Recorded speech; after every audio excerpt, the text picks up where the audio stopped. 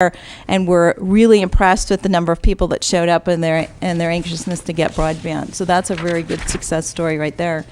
There is an opportunity to do a DSL extension in Boonville, Compchi, and Philo. Go ahead. Long guy. I'll get it before I'm done. Obviously, we need continued community activism to show AT&T that there is demand there, and possibly help them with some growth statistics if we can actually come up with some meaningful growth statistics that will help the phone company in particular to make a decision to do a build out there. We did hear that the AT&T is now planning to put together a list of regional liaisons to work directly with the rural areas to talk about these issues. We expect that activity to occur in the next 2 months or so, and we will certainly be happy to make sure that somebody here is aware of who that person is and how you can move forward with them. Fixed wireless is a pretty interesting solution for people who can see some sort of tower or something, and and then obviously the mobile wireless newly expanded coverage is a solution for those who don't have anything and are waiting for either a fixed or a wired solution to come into play. Some of the not so obvious scenarios that I really haven't figured out anything to do about yet. You have a serious backhaul shortage. I mean, this is a real critical issue, really critical, because even the folks, you have a good number of entrepreneurial companies here, more than any other region does of the 4 counties that we looked at, who actually get it, are building fixed wireless or some reselling DSL services. But they're hampered because they know the community and they want to expand, but they can only expand to the extent that they can get out of that community back to the rest of the internet.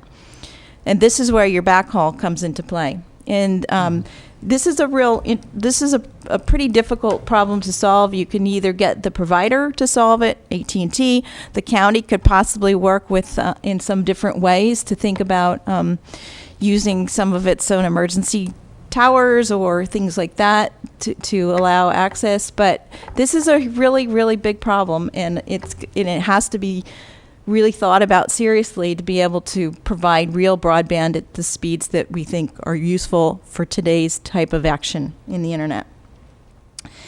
Also, it's brought to our attention that there is in the South Coast area down in this area here, that there's a lot of aging copper infrastructure that is just not going to be able to support broadband realistically. And so maybe if you suggest to the telephone companies to sell that copper, they can afford to put the fiber in on your behalf. So what we're going to be doing next is that we're going to go out with a community feedback. We're going to be opening online feedback in mid-June for 3 weeks or so to make sure that everybody's had a chance to see this preliminary data and have input into the process. We're going to be refining the data based on that feedback, but also utilize supplier feedback because we're doing the same thing with the providers at this particular time too. We're going to circle around with them and make sure that everybody's good with where we are. Well, even if it's not good, but make them aware of what we're saying, and then we're going to try to gain some insight from meetings like these. We're doing presentations at all of the boards over the next couple of weeks. So thank you for your attention and support for this ongoing work. I think it's been a real value to the community, and we hope that when we're finished that you'll have some really good pieces of paper that you can roll up and smack people over the head at and get some broadband deployed. Supervisor Colfax. I thank you for this presentation, and I know a great deal of effort's gone into this. I attended the meeting in Fort Bragg. I was the only person there from the Anderson Valley area, which involves many of these communities that are up here as having high need. And I'm a little concerned here that leads then to the DSL extension rather than Comcast build-out as an option. And again, the reference here is to the need to get, how did you phrase it? Community involvement, I guess, is the point. Unfortunately, this is an area where you have a low service area in the way of a newspaper, a responsible newspaper, which Anderson Valley does not have. And that becomes virtually the only means of communication in the area. The only print communication mechanism. The Ukiah Daily Journal, for better or for worse, does not make it over the hill except to the district supervisor until about a year ago.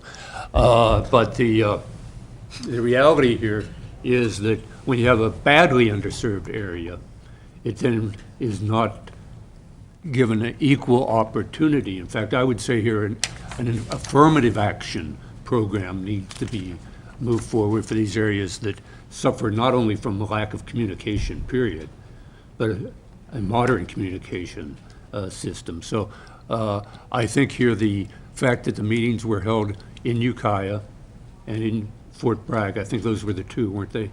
The two meetings? The thing we say in the 5th District Yes. is that Ukiah is not the Mendocino County, and Fort Bragg is not the coast. And I think here